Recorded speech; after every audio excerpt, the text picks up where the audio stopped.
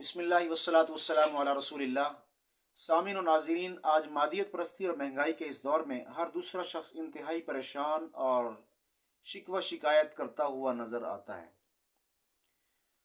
اس بات کی کہ میرا دل پریشان ہے، دل مغموم ہے، دل رنجیدہ ہے، دل افسردہ ہے، دل غم زدہ ہے، قرار نہیں، سکون نہیں، بے چینی کی کیفیت ہے، بیان نہیں کر سکتے۔ اس قسم کی باتیں ہمیں اور آپ کو سننے کو ملتی ہیں۔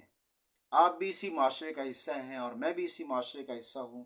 یقینی طور پر آپ کو یہ میری بات اور میرا مفہوم بہت اچھے طریقے سے سمجھ میں آ رہا ہوگا۔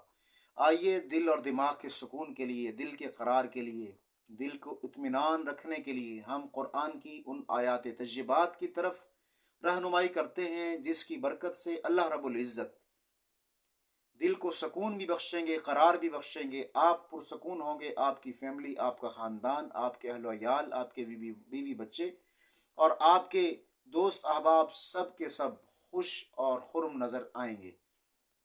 قرآن کی وہ آیات تجربات کون سی ہیں جن کے پڑھنے کی برکت سے آپ کے دل کو سکون ملے گا؟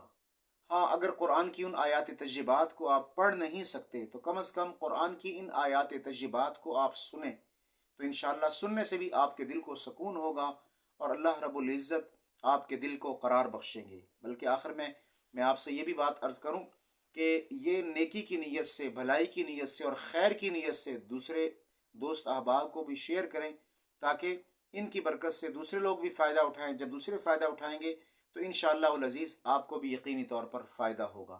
آئیے قرآن کی ان آیات تجربات کی طرف چلتے ہیں۔ قرآن کی پہلی آیت سورہ بقرہ کی ہے، دوسری اور تیسری سورہ توبہ کی ہے، چوتھی، پانچویں اور چھٹی یہ تین آیات سورہ فتح کی ہیں۔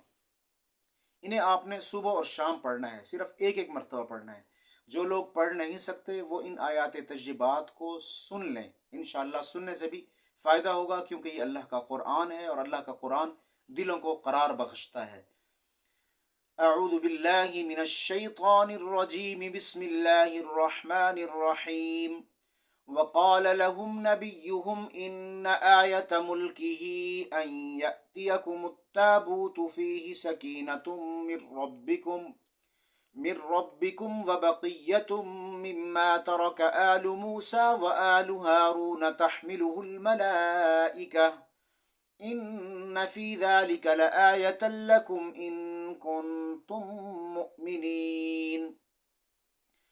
ثم أنزل الله سكينته على رسوله وعلى المؤمنين وأنزل جنودا لم تروها وعذب الذين كفروا وذلك جزاء الكافرين۔ فأنزل الله سكينته عليه وأيده بجنود لم تروها وجعل كلمة الذين كفروا السفلى وكلمة الله هي العليا والله عزيز حكيم۔ هو الذي أنزل السكينة في قلوب المؤمنين ليزدادوا إيمانا مع إيمانهم ولله جنود السماوات والأرض وكان الله عليما حكيما۔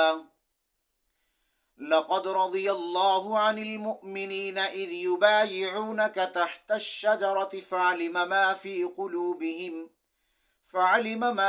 قلوبهم فأنزل السكينة عليهم وأثابهم فتحا قريبا۔